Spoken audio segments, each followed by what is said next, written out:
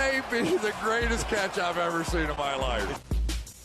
All right, guys, now let's dive into our top 5 centers for the 2020-2021 season. But as always, please go down to that comment section. Let me know what videos y'all would like to see after this, whether that's draft strategy, whether that's targets at every position, whether that's targets at every round. I will say we are about to be doing a fantasy basketball draft where maybe I go through and I recap that. I tell y'all what picks I liked in each round, what picks that I thought were reaches. Maybe that would give you a good idea of what I'm thinking about player value for this upcoming season. Regardless, whatever you want to hear, let me know in that comment section. And yeah, let's get into it. And let's start it off with our number 1 center. Nobody's going to have anybody else. Karl-Anthony Towns. Okay, obviously with Karl-Anthony Towns, this is a center that is literally providing you everything that you would want. I mean, there is not a single statistical category that he is not putting points up for. And I want to remind everyone, whenever I am going through and doing these rankings,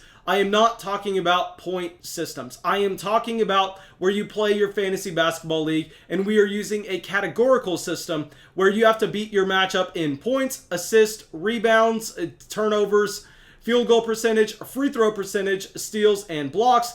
Obviously, everybody is going to be playing in slightly different formats, but I think this is going to be a good idea for everybody in one of those formats. And here with Karl-Anthony Towns, what is fantastic is he does not make you punt a single one of those. He is someone that you can take in the first round of your draft and then not really have to worry about your construction after that. He does not pigeonhole you as he's giving you everything. But what he is really providing for you that we don't see from other centers is next level point scoring. I mean, not only is he an elite rebounder, but he is going to be putting up more points than pretty much any other center in the entire NBA. And this is a safe projection as well, as we know that Karl-Anthony Towns is on a historic projection based on what he's done so far in his NBA career.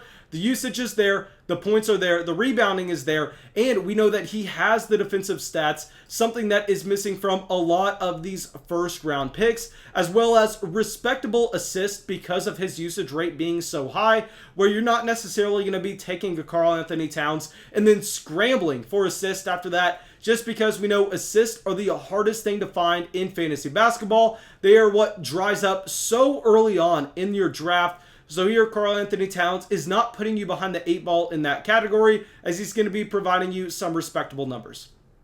Okay, now our next center that we are going to be talking about, one of my top targets in the early rounds of fantasy basketball draft, is going to be Jokic. Okay, now while Jokic is not going to provide you an insane level of 3-point production, we know that 3-pointers are actually very easy to find now in fantasy basketball, as almost every single player is going to be able to be putting up a respectable numbers. So here, that's not necessarily a stat that I am chasing, as we can find it later on in NBA drafts.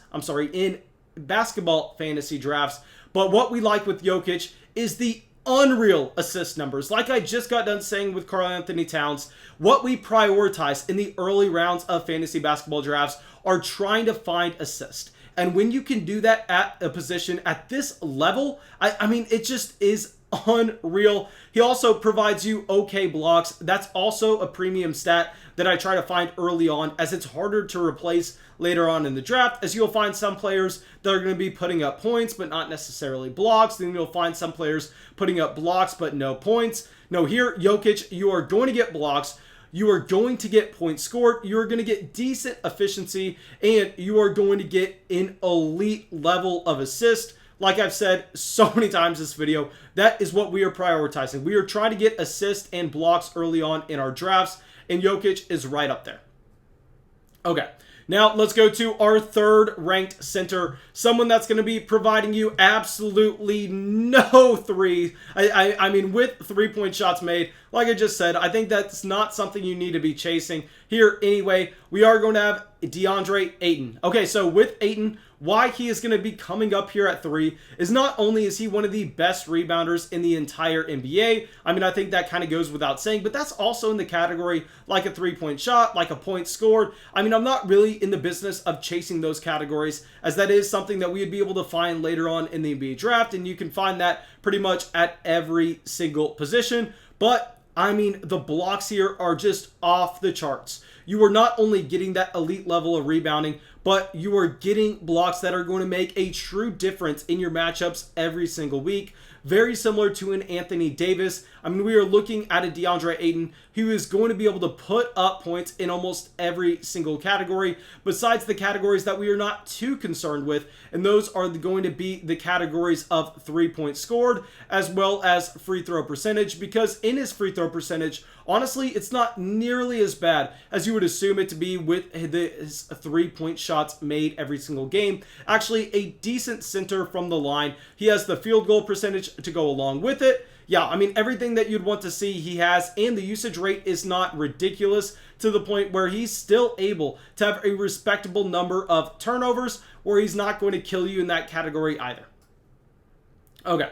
So now our next center is going to be someone that provides you rebounding like no one else. I mean, Joel Embiid. Okay, so with Embiid, we are all on the same page, as the problem here is he is not going to be giving you every single game played. I mean, we don't know what the overall usage is going to be from Joel Embiid. We don't know how many back-to-backs he's going to be playing in. But if we are looking at Embiid, this is a center that's going to be giving you fantastic numbers in his efficiency, in his field goal, and his free throw percentage. And like I just said, he is going to be that elite rebounder that's hard to find elsewhere. But what's honestly going to be a lot more exciting for me is, just like I was saying with some other centers on this list, is the block category. I don't know how many times I have to prioritize this, guys, but blocks are something that are a lot harder to find in fantasy drafts than something like points scored, than something like 3-pointers made. And I know it does not necessarily sound that important, just because in the real NBA, I mean, a block is nothing close to being able to get a steal, you transition that ball over, and then finish with a 3 at the other side of the court. But in fantasy, when we are trying to just go out there and we are trying to make sure we are putting up more points than our opponents in specific categories, blocks are going to be a very scarce position. And on top of that, if we go to the other scarce position, an assist, he is not going to be killing you there. While it's definitely not his strength, I mean, you don't have to be hiding him away from it. Okay.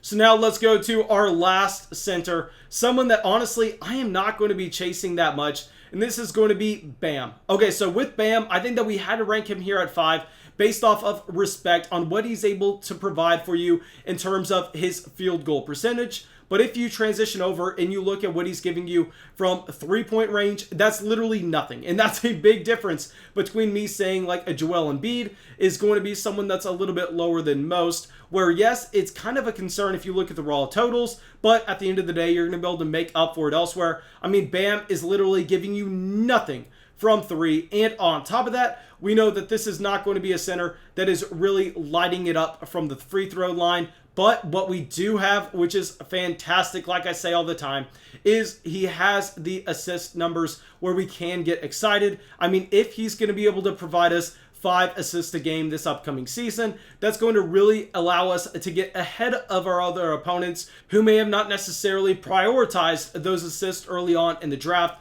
I mean, here with Bam, you could get honestly kind of a cheap number of assists if you're looking at it combined with his overall rebounds and the defensive statistics. Obviously, the defensive statistics are what's most intriguing about Bam.